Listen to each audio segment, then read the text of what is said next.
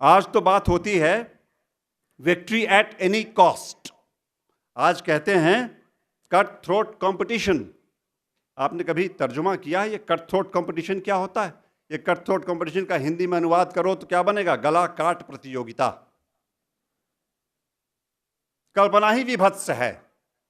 जहां कटी हुई गर्दनों और नरमुंडों के ऊपर किसी विजेता का सिंहासन लगा हो, कैसे सुखद हो सकता है वो सिंहासन?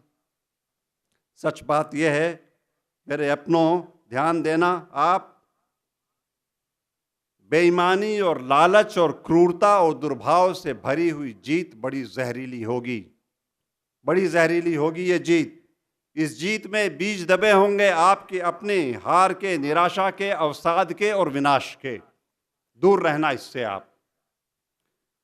हार ईमानदारी की, सच्चाई की, उदारता की और सद्भाव से भरी हुई बड़ी शानदार होगी। आप अगर लगा सको तो इस हार को जिंदगी भर गले लगाना। जीतने की कोई जरूरत नहीं पड़ेगी, जिंदगी मौज में जाएगी आपकी और बड़े फायदे में रहोगे आप इस शानदार हार से, ईमानदारी की हार से, सच्चाई की हार से, सद्भाव की हार से, उदारता की हार से जीतोगे आप और लाभ में रहोगे। और कैसा हो ये लाभ और हानि? एक कहानी सुनाता हूं आपको। कन्फ्यूशियस सुनाया करते थे ये कहानी, चाइनीज फिलोसोफर। एक नदी है चाइना में, उसका नाम है यांगजी। ये यांगजी रिवर जो है, अब भी उसके ऊपर शायद दुनिया का सबसे बड़ा हाइड्रो इलेक्ट्रिक प्रोजेक्ट लगा हुआ है।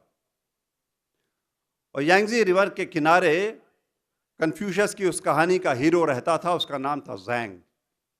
और ज़ैंग काम करता था किसी बड़े व्यापारी के लिए, जिसने एक दिन उससे कहा कि नदी के उस पार जाओ, नानजिंग सिटी में कुछ कारोबार के लिए।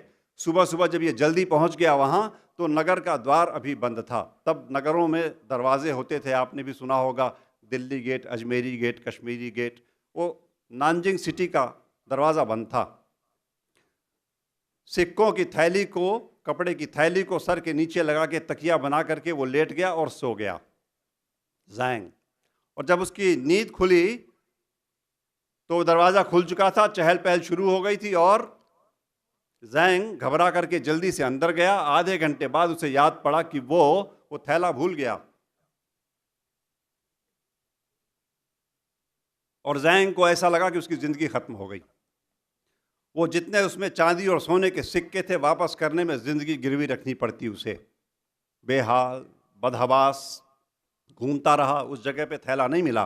फिर एक बुढ़ा आदमी आया वहाँ, उसने पूछा, परेशान हो, इसने बताया, वो उसे घर ले गया अपने बूढ़ा आदमी। और उसने पूछा क्या था उनमें। उसने बताया कि एक बड़ा लिफाफा था, उसमें सिक्के थे मेरे मालिक के, चांदी और सोने के। एक छोटा लिफाफा, उसमें सिक्के थे मेरे अपने। और बूढ़े आदमी ने देख करके वो उसे थैला वापस किया। और ज़ैंग ने कहा, कुछ इनाम देना चाहता हूँ तुम्हें। उसको उसकी सांस वापस आई, राहत वापस आई। और उस आदमी ने कहा, मुझे अगर इन रुपयों का, इन सिक्कों का लालच होता तो मैं वापस क्यों करता तुम्हें? ये तो मेरा फर्ज था, तुम इन्हें ले जाओ।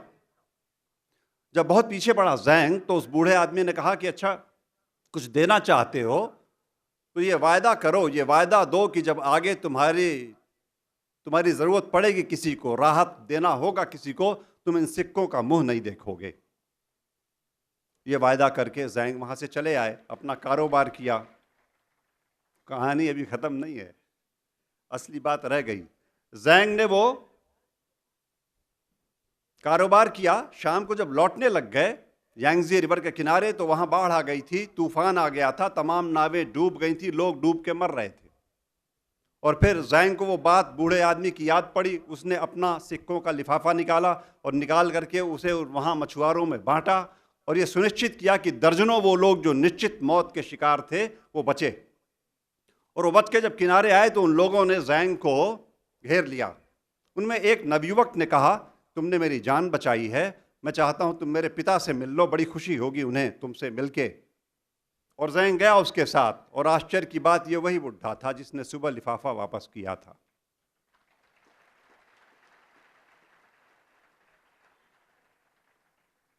और वो उस बुढ़े ने जब ज़ैंग से कहा कि कैसे निभाऊं तुम्हारा एहसान, कैसे चुकाऊं तुम्हारा एहसान, तो ज़ैंग ने कहा, किस एहसान की बात करते हो तुम? कौन सा एहसान? अरे तुम्हें एहसान मानना है तो मानो उस ईमानदारी का, अपनी ईमानदारी का, जिसके नाते तुमने वो थैला मुझे वापस कर दिया। तुम्हें एहसान मानना है तो मानो अपनी उस सज्जनता और उदारता का, जिसके नाते तुमने वो इनाम सिक्के में मुझसे नहीं लिए जिन सिक्कों से तुम्हारे बेटे की जान बची। तुम्हें इनाम मानना है तो मानो उस सीख का जो तुमने मुझे दी, शब्दों से नहीं, आचरण से।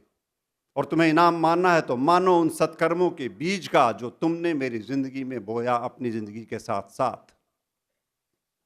मेरे अपनों, मुझे नहीं पता ये कहानी सच है या झूठ, ये कल्पना है, वास्तविकता में नहीं जानता। फर्क नहीं पड़ता इस बात से, फर्क पड़ता है तो सिर्फ इस बात से कि वो सच्चाई और ईमानदारी और सद्भाव और उदारता आप अपनी जिंदगी में रखना चाहते हो या नहीं। वो बीज आप अपने अंदर बोना चाहते हो या नहीं। फर्क सिर्फ इसी एक बात से पड़ता है।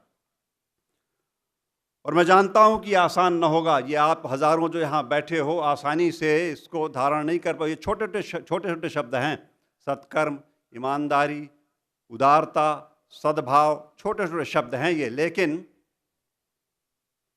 इनमें है बड़ा वजन। सुनना समझना आसान है, इनको लेकर के ज़िंदगी गुजारना कठिन पड़ जाता है।